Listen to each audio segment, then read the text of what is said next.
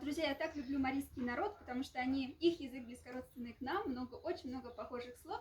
И в этой видеозаписи я хочу вас познакомить с замечательной девушкой Жанной, которая, кстати, тоже радиоведущая на марийском языке, как и я на макшанском. Шумбрат, Жанна.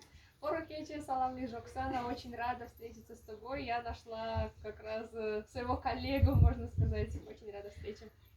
Жанна, давай покажем нашим зрителям, что как много и что они вообще есть похожие слова в макшанском и в марийском языках. Ну, давай начнем с самого элементарного, с некоторых числительных. Я буду говорить числительные на русском, потом на макшанском, и ты скажешь на марийском. Окей, хорошо. 4. Ниля. Налад. 5. Витя. Визит. 6. Кота.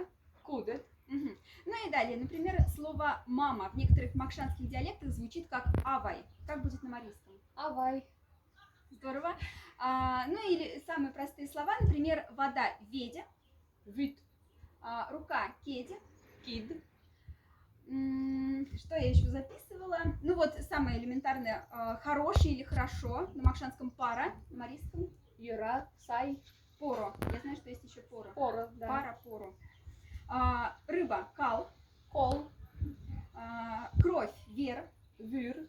Ну еще в марийском языке, в макшанском марийском есть такая особенность, что если в макшанском языке есть звук «с», то в марийском это будет «ше». Рассмотрим некоторые слова, например, слово «сердце» – «седе». Шим. Например, глаз – «сельме». Шинча. И даже вот интересное слово «серебро» – «сия». Ший. Вот такие вот интересные слова. Есть еще слово «песня» – «мора». Мура.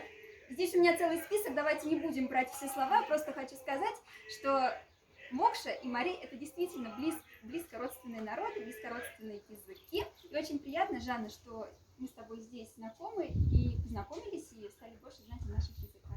Мне тоже очень было здорово слышать, как звучат слова на макшанском языке. И знаете, очень много похожих слов. И прям чувствуется, что мы родственный народ.